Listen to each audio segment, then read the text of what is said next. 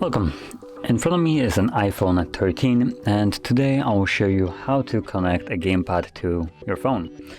Now, the reason you might want to do this is, for instance, to use it with things like Google Stadia or GeForce Now for cloud gaming, and additionally it also functions with certain mobile games. So games do need to have gamepad support in them, otherwise it won't really work. But the games that do have it just work without any kind of hitch.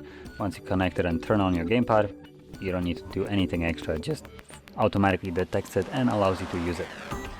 So anyway, let's jump straight to it. So open up settings and navigate to your Bluetooth, and in here it's going to start scanning for any kind of device. So grab your gamepad. I'm using an Xbox controller, so I'm going to be showcasing this on. So power it on, hold the pair button for the little logo to start blinking frequently, and wait for it to show up on the iPhone.